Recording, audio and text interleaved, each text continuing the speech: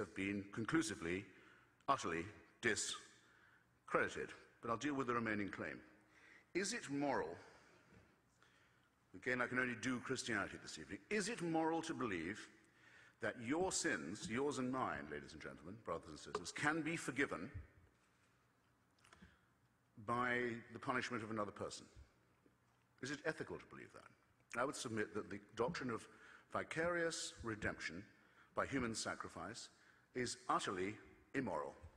I might, if I wished, if I knew any of you, you were my friends, or even if I didn't know you, but I just loved the idea of you. Compulsory love is another sickly element of Christianity, by the way. But suppose I could say, look, you're in debt, I've just made a lot of money out of a God-bashing book. I'll pay your debts for you. Maybe you'll pay me back someday, but for now I can get you out of trouble. I could say, if I really loved someone who'd been sentenced to prison, if I could find a way of saying I'd serve your sentence, I'd try and do it. I could do what Sidney Carton does in A Tale of Two Cities. If you like, I'm very unlikely to do this unless you've been incredibly sweet to me. I'll take your place on the scaffold. But I can't take away your responsibilities. I can't forgive what you did. I can't say you didn't do it. I can't make you washed clean. The name for that in primitive Middle Eastern society was scapegoating. You pile the sins of the tribe on a goat, you drive that goat into the desert to die of thirst and hunger, and you think you've taken away the sins of the tribe. A positively immoral doctrine that abolishes the concept of personal responsibility on which all ethics and all morality must depend. It has a further implication. I'm told that I have to have a share in this human sacrifice, even though it took place long before I was born. I had no say in it happening.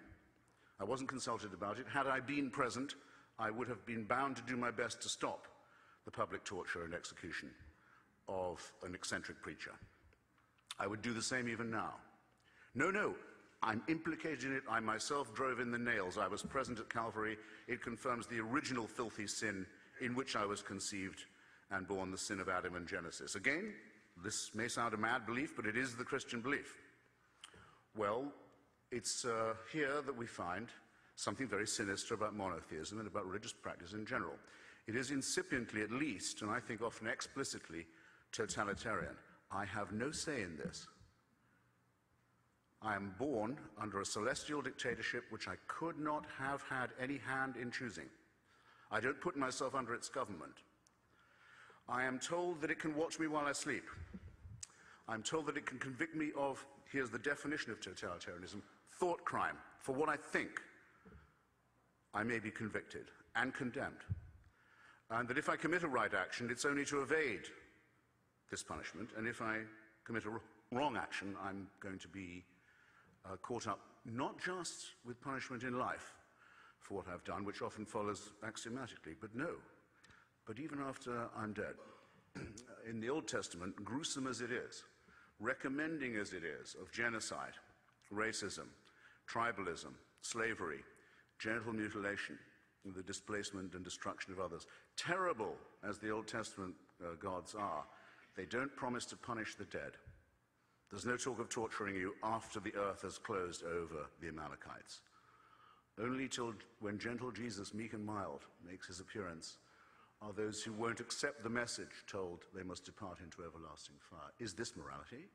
Is this ethics? I submit, not only is it not only does it come with the false promise of vicarious redemption, but it is the origin of the totalitarian principle which has been such a burden and shame to our species for so long. I further think that it undermines us in our most essential integrity. It dissolves our obligation to live and witness in truth. Which of us would say that we would believe something because it might cheer us up, or tell our children that something was true because it might dry their eyes? Which of us indulges in wishful thinking, who really cares about the pursuit of truth at all costs and at all hazards? Can it not be said, do you not in fact hear it said repeatedly about religion and by the religious themselves that, well, it may not be really true, the stories may be fairy tales, the history may be dubious, but it provides consolation? Can anyone hear themselves saying this or have it said of them without some kind of embarrassment without the concession that thinking here is directly wishful. That yes, it would be nice if you could throw your sins and your responsibilities on someone else and have them dissolved, but it's not true, and it's not morally sound. And that's the second ground of my indictment. Michael, you will tell me when I'm trespassing on the time of Dr. Mcgrath, won't you?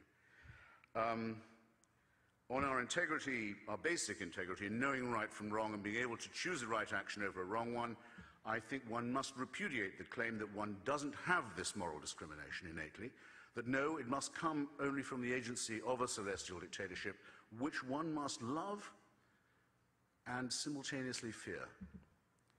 What is it like? I've never tried it. I've never been a cleric. What is it like to lie to children for a living and tell them that they have an authority that they must love, compulsory love, what a grotesque idea, and be terrified of at the same time? What's that like, I want to know? And that we don't have an innate sense of right and wrong. The children don't have an innate sense of fairness and decency, which of course they do. What is it like? I can personalize it to this extent. My mother's Jewish ancestors are told that until they got to Sinai, they'd been dragging themselves around the desert under the impression that adultery, murder, theft, and perjury were all fine. They get to Mount Sinai only to be told it's not kosher after all. I'm sorry. Excuse me. We must have more self-respect than that for us, for ourselves and for others. Of course, the story is a fiction. It's a fabrication exposed conclusively by Israeli archaeology. Nothing of the sort ever took place, but suppose we take the metaphor. It's an insult. It's an insult to us. It's an insult to our deepest integrity. No, if we'd believed that perjury, murder, and theft were all right, we wouldn't have got as far as the foot of Mount Sinai or anywhere else. Now we're told what we have to believe. And this is coming now to the question of whether or not science, reason, and religion are compatible, or I would rather say reconcilable. The great Stephen Jay Gould, the late great Stephen Jay Gould, said that he believed they were non-overlapping magisteria. You can be both a believer and a person of faith. Sitting in front of me is a very distinguished, extremely distinguished scholar, Francis Collins, helped us to unlock the Human Genome Project, who is himself a believer. I'd love to hear from him. I hope we will hear from him. I don't believe he says that his discoveries in the genome convinced him of the truth of religion. He holds it, as it were, independently. I hope I do you no wrong, sir, in phrasing it like that. Here's why I, a non-scientist, will say that I think it's radically irreconcilable, I'd rather say, than incompatible. I've taken the best advice I can on how long Homo sapiens has been on the planet. Carl Sagan, Richard Dawkins, many others, and many discrepant views in theirs, reckon it's not more than 250,000 years, quarter of a million years. It's not less either. I think it's roughly accepted. I think, sir, you wouldn't disagree. 100,000 is the lowest I've heard. And actually, I was about to say, again, not to sound too Jewish, I'll take 100,000. I only need 100,000. Call it 100.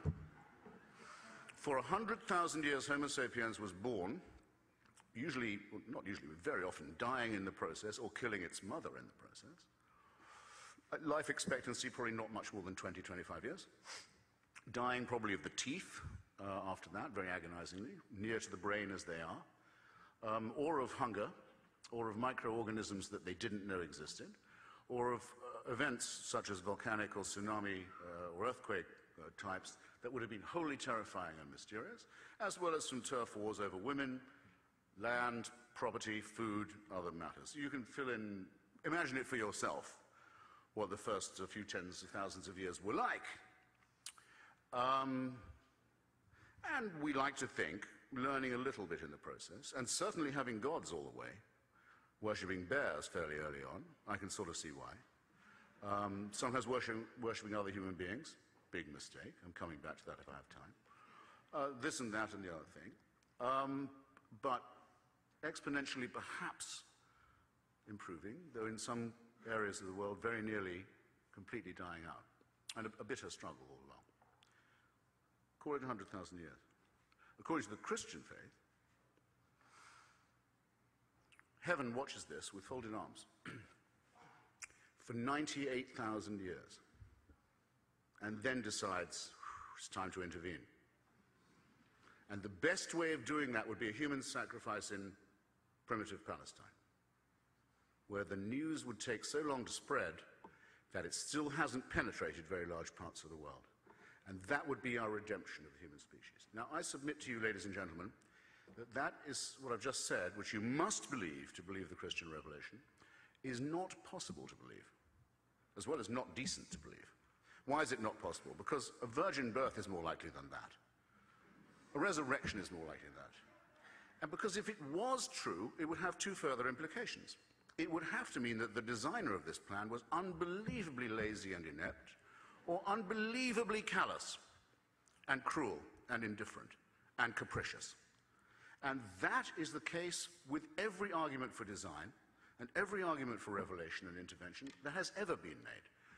But it's now conclusively so because of the superior knowledge that we've won for ourselves by an endless struggle to assert our reason, our science, our humanity, our extension of knowledge against the priests, against the rabbis, against the mullahs who've always wanted us to consider ourselves as made from dust or from a clot of blood, according to the Quran, or as the Jews are supposed to pray every morning, at least not female or Gentile.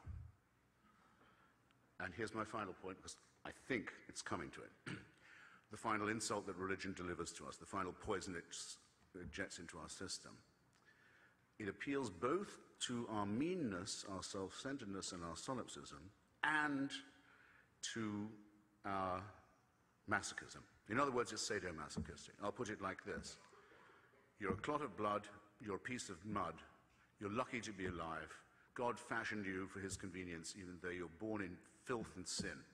And even though every religion there's ever been is distinguished principally by the idea that we should be disgusted by our own sexuality. Name me a religion that does not play upon that fact. So you're lucky to be here, originally sinful and covered in shame and filth as you are.